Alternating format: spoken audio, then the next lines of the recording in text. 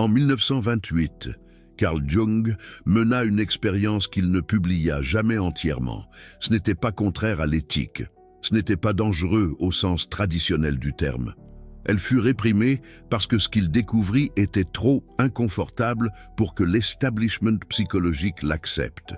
Il documenta le moment exact où le psychisme d'un empathe s'effondre sous le poids de la matière sombre absorbée. Il appela cela la crise d'énantiodromie. Le point où l'empathie implacable se transforme en son contraire. Et en 2022, le laboratoire d'Huberman à Stanford répliqua accidentellement le même phénomène en utilisant la neuroimagerie FIERM. Ils n'étudiaient pas les empathes, ils étudiaient l'épuisement émotionnel chez les soignants, mais ce qu'ils trouvèrent correspondait parfaitement aux données de Jung de 1928. L'amygdale ne se fatigue pas simplement. Elle atteint un seuil mesurable où elle cesse de traiter les émotions des autres et redirige violemment toute l'énergie restante vers l'autopréservation. Ils appelèrent cela le syndrome de surcharge empathique. Jung l'appelait le jour où l'empathe explose. Et les deux décrivaient exactement le même événement neurologique qui se produit lorsque vous absorbez trop d'obscurité pendant trop longtemps sans intégrer votre propre ombre.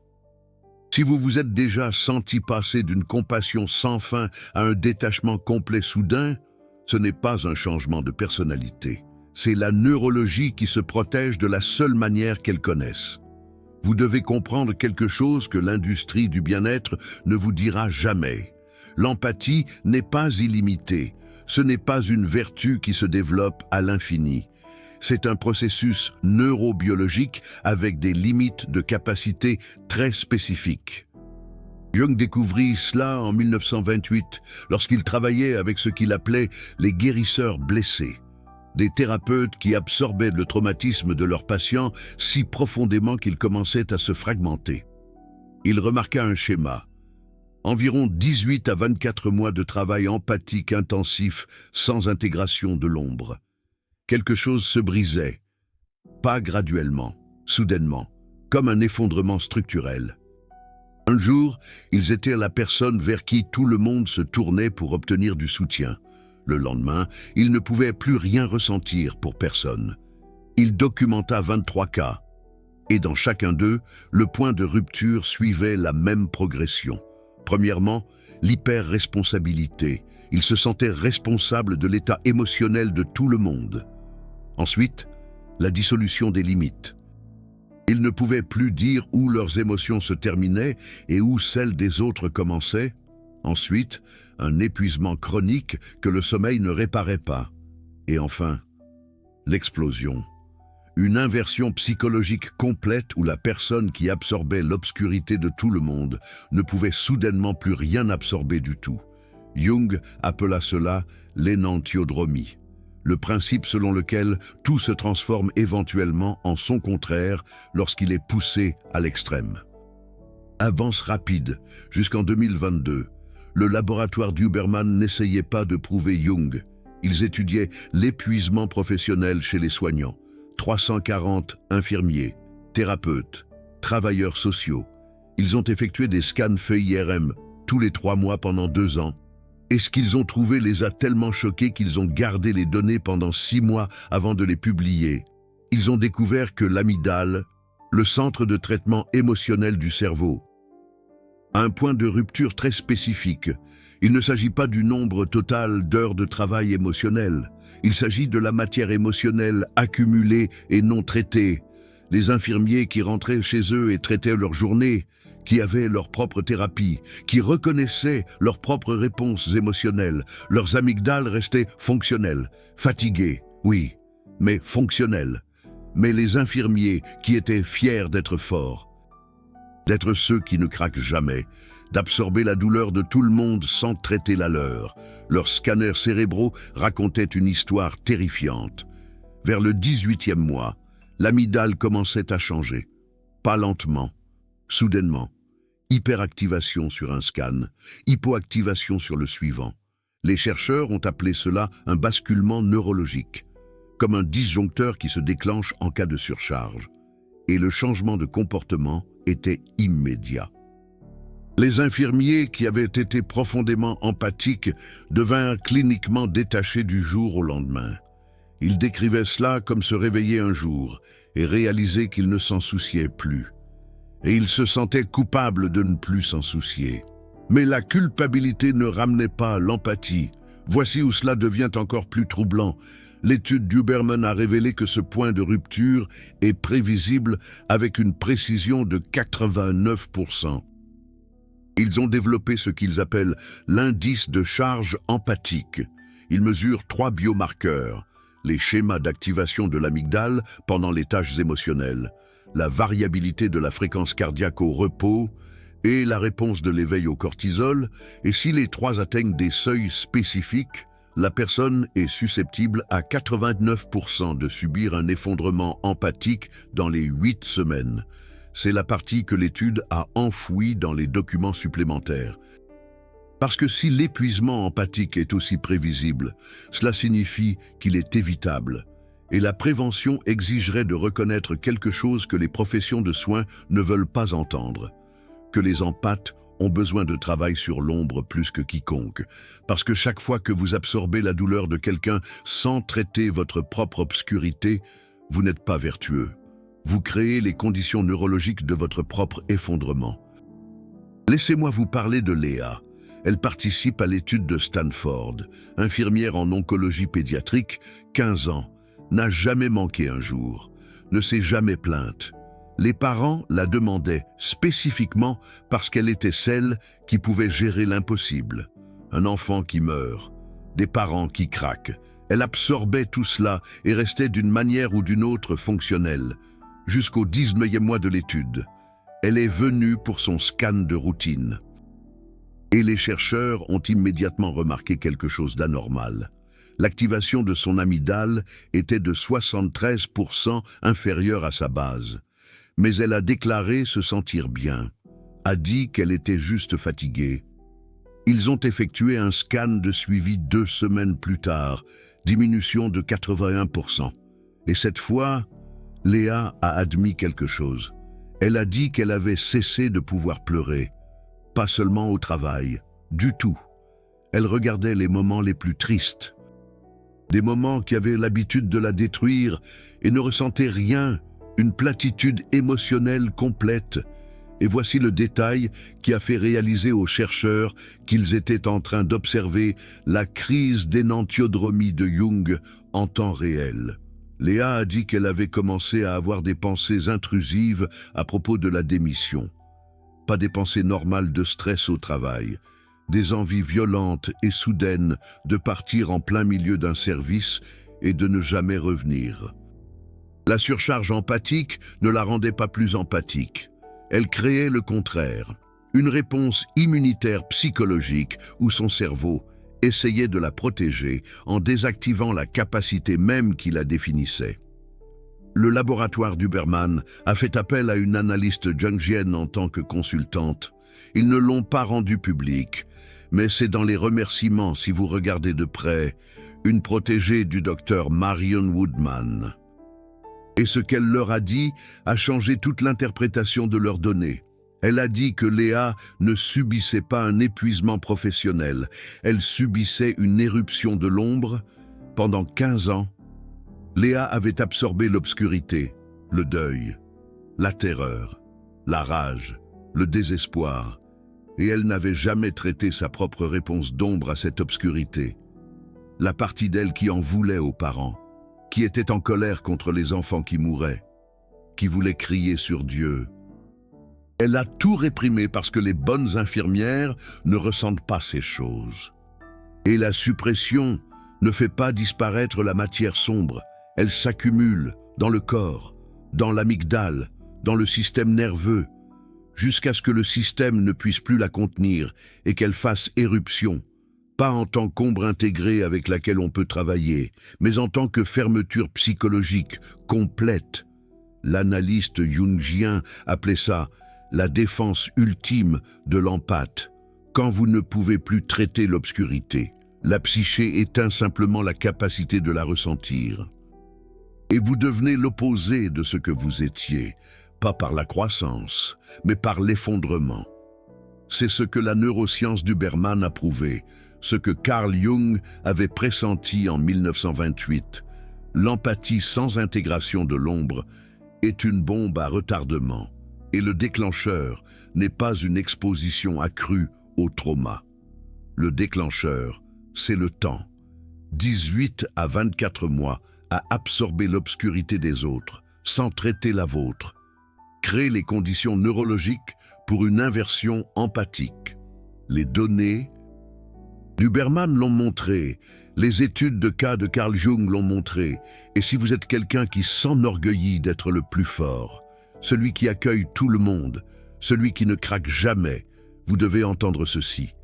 Cette identité est le problème, parce qu'elle est fondée sur la suppression de l'ombre, sur le déni que vous avez votre propre obscurité, votre propre rage, votre propre égoïsme, vos propres limites, et la psyché ne tolérera pas ce déni indéfiniment. Elle forcera l'intégration, soit consciemment par le travail sur l'ombre, soit inconsciemment par l'effondrement. Laissez-moi vous montrer le mécanisme exact. Lorsque vous vous accordez empathiquement à l'état émotionnel de quelqu'un d'autre, votre système de neurones miroirs s'active, c'est de la neuroscience de base. Vous ressentez littéralement ce qu'ils ressentent. Mais voici ce que la plupart des gens ne comprennent pas. Cette émotion reflétée ne disparaît pas simplement. Lorsque l'interaction se termine, elle doit être traitée, métabolisée, intégrée ou stockée. Et lorsque vous absorbez des émotions difficiles, toute la journée, tous les jours, vous avez 3 options. La traiter en temps réel, grâce à votre propre conscience émotionnelle. La traiter plus tard, grâce à des pratiques d'intégration délibérées, ou la supprimer et la laisser s'accumuler. La plupart des empathes choisissent l'option 3, sans s'en rendre compte. Parce que traiter signifie reconnaître votre propre réponse émotionnelle. Et si votre identité est construite sur le fait d'être altruiste, de faire passer les autres en premier, d'être le plus fort, alors reconnaître votre propre réponse émotionnelle vous semble égoïste, alors vous la supprimez. Et la matière émotionnelle supprimée ne reste pas dans l'amygdale, où elle a été traitée en premier. Elle migre vers le corps, vers le système nerveux, vers ce que Carl Jung appelait l'ombre. Et elle attend. L'étude d'Huberman a suivi cette migration avec l'IRMF. Il pouvait littéralement voir la matière émotionnelle se déplacer de l'amygdale vers des structures limbiques plus profondes lorsque les participants supprimaient au lieu de traiter, et ils ont découvert quelque chose qui explique parfaitement la crise d'énantiodromie de Carl Jung. L'ombre ne s'accumule pas linéairement, elle s'accumule exponentiellement. Pendant la première année, vous pouvez beaucoup supprimer et toujours fonctionner. Le système a une redondance, mais vers le 14e mois, quelque chose change. La matière sombre accumulée commence à interférer avec le nouveau traitement empathique. Vous commencez à vous sentir épuisé par des interactions qui vous dynamisaient auparavant. Vous commencez à en vouloir aux personnes que vous êtes censé aimer. Vous commencez à fantasmer sur le fait de disparaître. Et si vous traversez cette phase en force, si vous redoublez d'efforts pour être fort, pour être là pour tout le monde, pour supprimer encore plus fort, vous atteignez le seuil, le point où la psyché ne peut plus rien contenir, et elle ne décline pas graduellement. Elle bascule, comme un interrupteur, de l'hyperempathie à l'absence d'empathie, d'absorber tout, à ne rien ressentir, de guérisseur blessé à mort vivant. Et le plus tragique, c'est que les personnes à qui cela arrive se blâment souvent. Elles pensent qu'elles n'étaient pas assez fortes, qu'elles ont échoué. Mais les données d'Huberman prouvent le contraire. Elles étaient trop fortes. Elles ont supprimé trop efficacement. Elles ont tellement nié leur ombre que la psyché n'a eu d'autre choix que de forcer l'intégration par l'effondrement. Le cas de Léa ne s'est pas terminé par une fermeture. L'analyste jungienne a travaillé avec elle pendant 6 mois, pas pour reconstruire l'empathie, mais pour intégrer la matière sombre qu'elle supprimait depuis 15 ans. Et le processus a été brutal. La première semaine, Léa a eu une crise de panique pendant une séance, quand elle a finalement admis qu'une partie d'elle détestait les parents, détestait leur espoir, détestait leur chagrin, détestait qu'ils lui fassent porter l'impossible. Elle n'avait jamais exprimé ses pensées à voix haute, et les dire lui donnait l'impression de devenir mauvaise. Mais l'analyste lui a dit quelque chose qui a tout changé. Elle a dit « La haine n'est pas le contraire de l'amour. Le déni l'est. » Et en niant sa haine, Léa avait nié la moitié de son humanité, la moitié de l'ombre, la partie, en cas des limites, qui se met en colère, qui veut se protéger. Au 3e mois, Léa a recommencé à ressentir des émotions, pas les mêmes qu'avant, plus profondes, plus complexes. Elle pouvait ressentir de la compassion et du ressentiment en même temps, de l'amour et de la colère, de l'espoir et de la rage. Elle a cessé d'être de l'empathie pure et est devenue entière, et ses scanners cérébraux de suivi ont montré quelque chose que les chercheurs n'avaient jamais vu auparavant. L'amygdale n'est pas seulement récupérée, elle s'est réorganisée, activation plus élevée que la ligne de base, mais plus régulée, plus intégrée avec le cortex préfrontal. L'analyste a appelé ça l'intégration post-énonciodromie, la signature neurologique de quelqu'un qui a traversé un effondrement et en est sorti différencié. Voici le protocole que l'équipe d'Huberman a développé, basé sur le cas de Léa, et 47 autres qui ont réussi leur intégration. Ils l'appellent le protocole d'intégration ombre-empathie. Il comporte 4 composantes. Reconnaissance quotidienne de l'ombre. 10 minutes chaque matin où vous écrivez les pensées que vous n'êtes pas censé avoir. Les ressentiments, les jugements, les désirs égoïstes. Pas pour agir en fonction de ceux-ci, pour les reconnaître, pour cesser de prétendre qu'ils n'existent pas. 2e composante. Audit bi-hebdomadaire des limites de l'empathie. Vous listez chaque personne pour laquelle vous accueillez de l'espace et vous vous posez une question. Est-ce que je fais ça à partir de la totalité ou à partir de la blessure? Si c'est à partir de la blessure, si vous absorbez leur douleur pour éviter la vôtre, c'est de la compensation de l'ombre et ça doit cesser. 3e composante. Libération mensuelle de la rage. Accéder et exprimer délibérément la colère, de manière contenue. Crier dans votre voiture, frapper un oreiller, écrire une lettre que vous n'enverrez jamais. Parce que la rage inexprimée est le premier prédicteur de l'effondrement. Empathique. Et 4e composante, thérapie d'intégration trimestrielle. Travailler avec quelqu'un qui comprend l'ombre. Pas la psychologie positive, pas la thérapie cognitivo-comportementale. Travail en profondeur, jungien, informé sur les traumatismes, quelqu'un qui ne vous fera pas honte pour votre obscurité. Les résultats de l'étude d'Huberman ont été frappants. Les participants qui ont suivi ce protocole pendant 6 mois ont montré une réduction de 68% des biomarqueurs de surcharge empathique. Leurs amygdales sont restées activées, mais régulées. Ils ont maintenu leur capacité empathique, sans accumuler de dettes d'ombre. Mais voici la partie controversée, qui a suscité des critiques de la part des évaluateurs.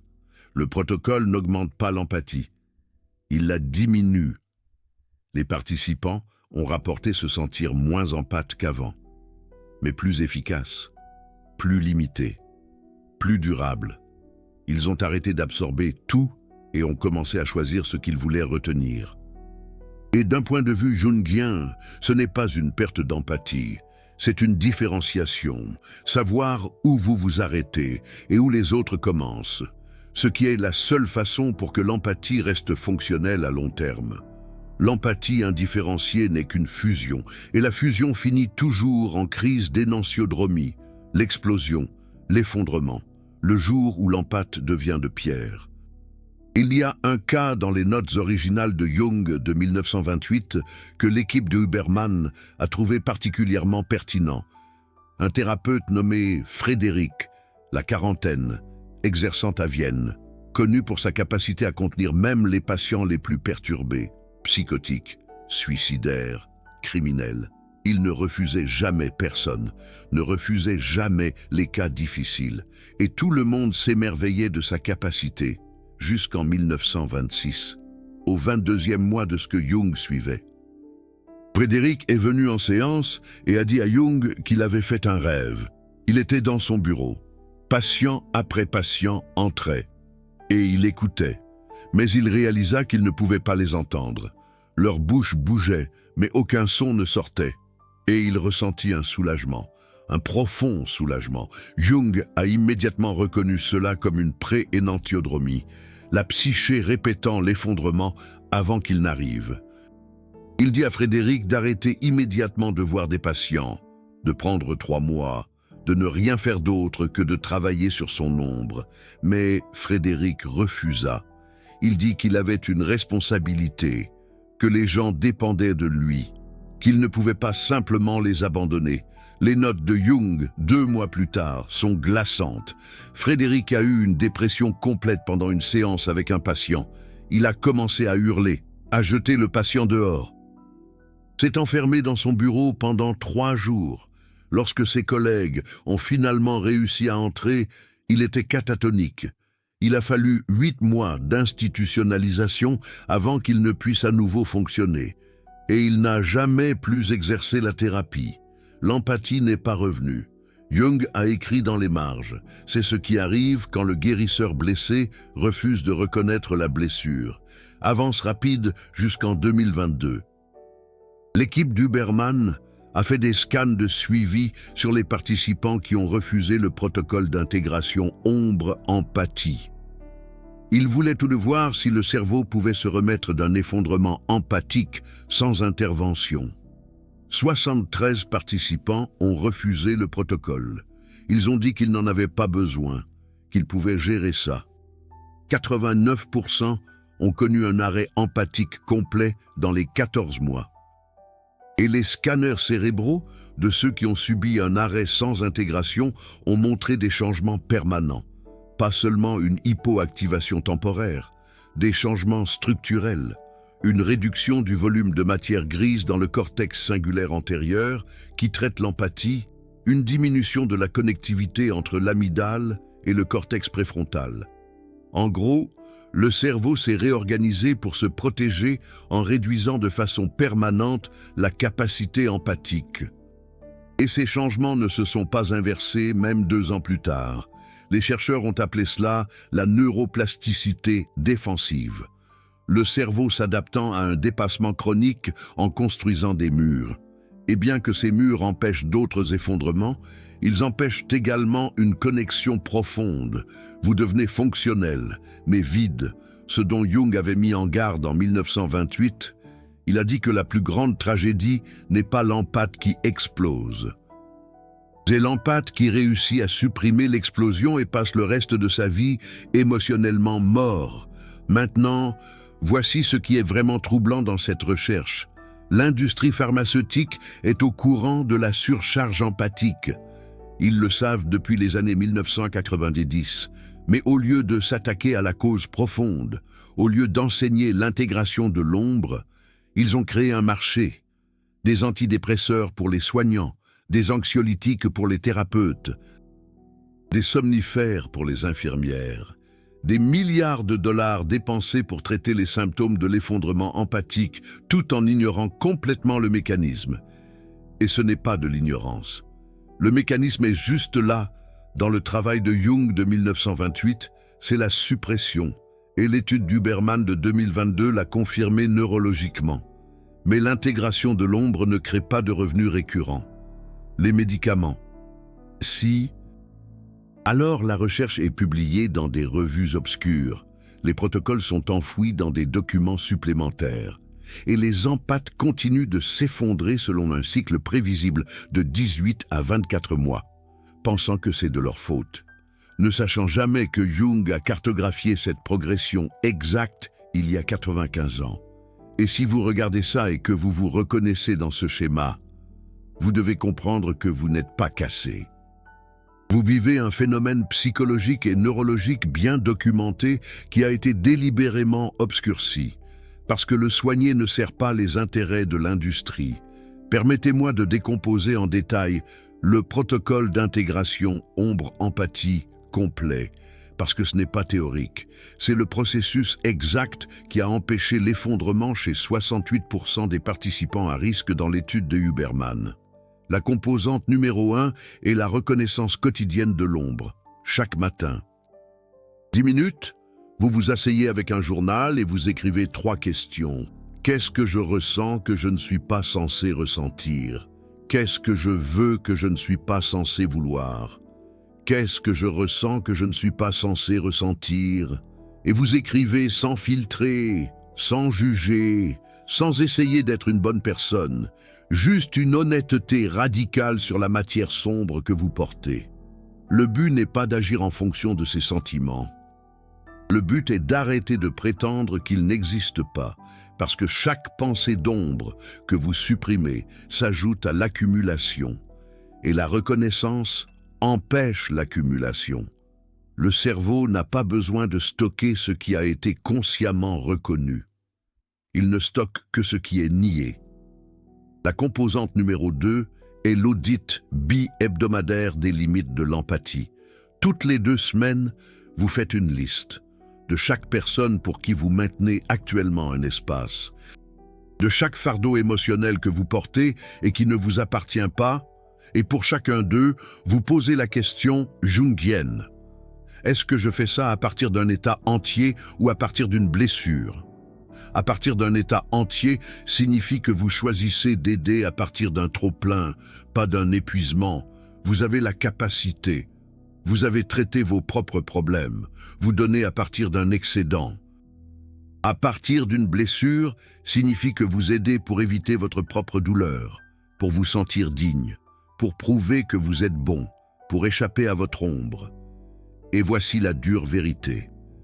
80% de l'aide empathique provient d'une blessure, ce qui signifie que c'est une compensation de l'ombre, et la compensation de l'ombre mène toujours à la crise d'énantiodromie.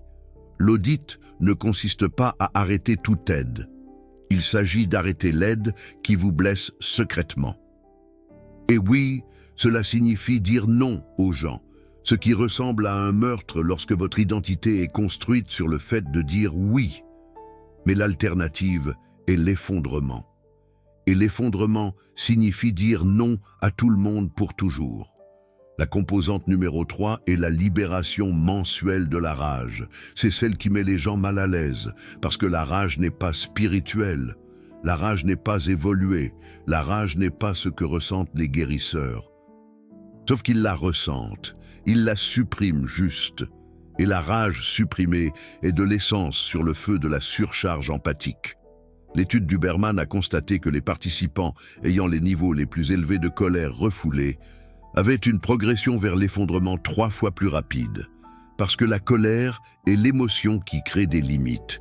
C'est le système immunitaire psychique. Et lorsque vous la refoulez chroniquement, vous perdez la capacité de vous protéger. La décharge mensuelle de rage est simple. Vous trouvez un espace privé, vous réglez une minuterie sur 10 minutes et vous accédez délibérément à la rage. Vous pensez à tout ce qui vous met en fureur, l'injustice, ceux qui profitent, les gens qui prennent et ne donnent jamais, et vous l'exprimez physiquement, en criant dans un oreiller, en frappant un matelas, en déchirant du papier journal, en écrivant une lettre que vous brûlerez. Le but n'est pas de devenir une personne en colère, le but est d'arrêter d'être une personne qui nie sa colère, parce que la colère niée ne disparaît pas, elle métastase, et finalement, elle éclate sous forme de fermeture empathique. Le 4e composant est la thérapie d'intégration trimestrielle. Celui-ci est non négociable pour toute personne à haut risque. Tous les 3 mois, minimum 3 séances avec quelqu'un qui fait un travail en profondeur. pas un coach.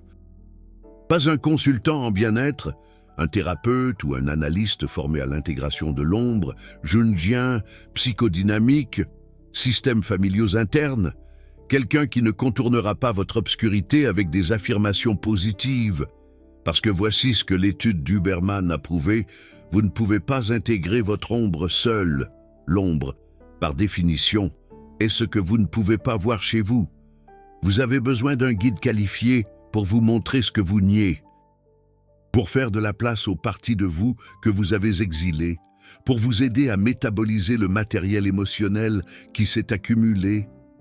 Léa, l'infirmière dont nous parlions, a dit que c'était le composant qui l'avait sauvée. Elle tenait un journal de son ombre depuis des années, mais elle s'effondrait toujours, parce qu'elle ne voyait que l'ombre qu'elle était prête à voir. L'ombre acceptable. Je suis fatigué. Je suis dépassé. La véritable ombre. L'ombre profonde. Je hais ces gens. J'aurais aimé ne jamais devenir infirmière. Je veux m'enfuir et ne jamais revenir. Elle ne pouvait pas y accéder seule. Elle avait besoin de quelqu'un pour créer un espace suffisamment sûr pour y aller. Et une fois qu'elle l'a fait, une fois qu'elle a cessé de se mettre en scène, même dans son propre journal, l'intégration s'est produite rapidement. 6 mois entre l'effondrement et la différenciation. Pas parce que le travail était facile, mais parce que le travail était enfin réel. Les résultats des participants qui ont suivi les 4 composantes pendant 12 mois ont été honnêtement choquants. 91% ont complètement évité l'effondrement empathique. Même les participants qui montraient déjà des signes avant-coureurs, hyper-responsabilité, dissolution des limites, épuisement chronique, se sont stabilisés. Mais voici la partie à laquelle les chercheurs ne s'attendaient pas. Les participants ne sont pas devenus moins empathiques. Ils sont devenus plus sélectivement empathiques. Ils ont développé ce que Carl Jung appelait la différenciation. La capacité de ressentir avec quelqu'un sans devenir cette personne, de faire de la place sans absorber, de se soucier sans porter. Et neurologiquement, cela s'est manifesté par le maintien de l'activation de l'amygdale. Mais une augmentation de la régulation préfrontale. Ils ressentaient toujours profondément, mais ils traitaient en temps réel au lieu d'accumuler. La reconnaissance de l'ombre leur a donné un endroit où mettre l'obscurité. L'audit des limites leur a donné la permission de choisir. La décharge de rage leur a donné un soupape de sécurité. Et la thérapie d'intégration leur a donné un témoin. Ensemble, ces 4 pratiques ont créé une empathie durable. Pas la fusion de codépendance que la plupart des gens appellent empathie. L'empathie réelle, ressentir avec, pas ressentir comme, mais abordons le problème de fond. Si ce protocole est si efficace, pourquoi n'est-il pas une formation standard pour toutes les professions d'aide? Infirmiers, thérapeutes, travailleurs sociaux, enseignants? Pourquoi les gens sont-ils encore en burn-out sur la même chronologie prévisible que Jung a documentée en 1928? La réponse est inconfortable, parce que le système a besoin que les empathes s'épuisent. Une infirmière qui pratique l'intégration de l'ombre commence à fixer des limites, dire non aux heures supplémentaires, refuser d'absorber ce qui n'est pas à elle. Et c'est un problème pour un système de santé bâti sur l'extraction d'un travail émotionnel illimité. Un thérapeute qui fait son propre travail d'intégration commence à référer les clients difficiles, à facturer ce qu'il vaut, à donner la priorité à son propre système nerveux. Et c'est un problème pour une industrie de la santé mentale construite sur le martyre des thérapeutes. Le cycle de l'effondrement empathique n'est pas un bug. C'est une fonctionnalité. Il assure un approvisionnement constant de personnes prêtes à se sacrifier. Et au moment où elles s'épuisent, il y a un autre guérisseur blessé prêt à prendre leur place. Corriger le cycle exigerait de reconnaître que l'empathie a des limites, que le soin est un travail qui a besoin de limites, que l'intégration de l'ombre n'est pas égoïste. C'est une survie. Et ces reconnaissances exigeraient un changement systémique qui entamerait les marges bénéficiaires. C'est pourquoi le travail de Jung a été marginalisé. C'est pourquoi l'étude d'Huberman est citée 47 fois, au lieu de 47 000. Parce que les implications sont trop radicales. Si l'effondrement empathique est prévisible et évitable, alors chaque organisation qui épuise ses soignants est complice. Chaque programme de formation qui n'enseigne pas le travail de l'ombre est négligent. Chaque culture qui valorise le don sans fin est pathologique. Et faire face à cela exigerait d'admettre que nous avons bâti des industries entières sur l'exploitation de personnes qui ne peuvent pas dire non. Alors, au lieu de cela, nous individualisons le problème. Vous n'étiez pas assez résilient, vous n'avez pas assez pratiqué l'auto-soin. Vous auriez dû demander de l'aide. Alors que le véritable problème est que vous fonctionniez exactement comme le système avait besoin que vous le fassiez, en absorbant une obscurité infinie, en refoulant votre propre ombre, en vous effondrant comme prévu, et en vous blâmant ensuite pour l'effondrement. Vous venez d'apprendre quelque chose que la plupart des empathes ne découvrent jamais avant d'avoir déjà explosé. Jung a documenté la progression exacte en 1928. Huberman a prouvé le mécanisme neurologique en 2022. Et vous connaissez maintenant le protocole en 4 composantes qui prévient 91% des effondrements empathiques. Ce n'est pas une connaissance commune. Il s'agit d'une recherche qui a été délibérément enterrée parce que la durabilité empathique ne sert pas à les profits de l'industrie et rendre cette information accessible, la sortir des revues obscures et des notes de cas vieilles de 95 ans. C'est ce que fait cette chaîne. Mais cela coûte quelque chose de continuer à le faire. Le temps de la recherche, l'accès aux bases de données, la volonté de dire des choses qui mettent les institutions mal à l'aise. Et si cette vidéo vient de vous empêcher d'atteindre le point de rupture que 99% des empathes non soutenus vivent, si vous avez maintenant un langage pour ce qui vous arrive et un protocole pour y remédier réellement, le bouton « Super ». Merci Sitsu n'est pas seulement un soutien financier. C'est vous qui dites que cette connaissance doit atteindre plus de gens. C'est vous qui devenez une partie de la raison pour laquelle quelqu'un d'autre découvre cela avant de s'effondrer au lieu d'après.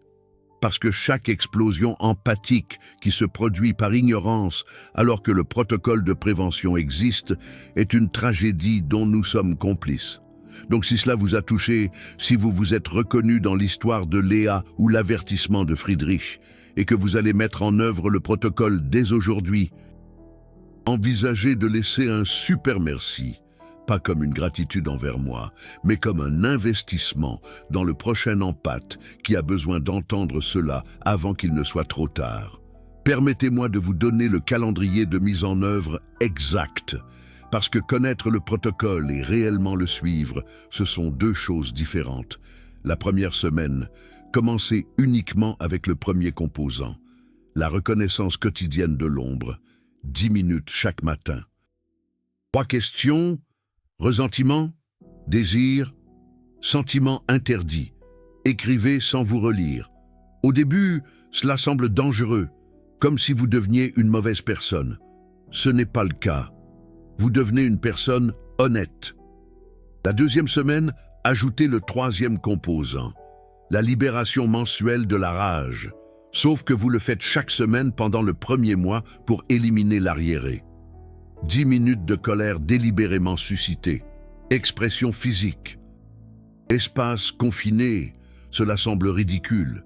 Faites-le quand même, vous n'essayez pas de devenir en colère.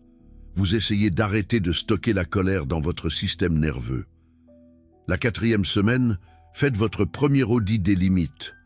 Dressez la liste de toutes les personnes pour lesquelles vous réservez de l'espace. Posez la question de la blessure par rapport à l'intégrité. C'est là que la plupart des gens résistent. Parce qu'ils réalisent que 80% de leur aide est une compensation de l'ombre. Et admettre cela, c'est comme admettre que vous n'êtes pas réellement une bonne personne. Mais la bonté qui nécessite de nier votre ombre n'est pas de la bonté. C'est une performance, et la performance s'effondre toujours. La 6e semaine, planifiez votre thérapie d'intégration. Trouvez quelqu'un formé au travail sur l'ombre. Réservez 3 séances. Présentez-vous prêt à arrêter de jouer. C'est le composant le plus difficile, parce que cela nécessite d'admettre que vous avez besoin d'aide avec la chose même pour laquelle vous êtes censé être bon. Aider.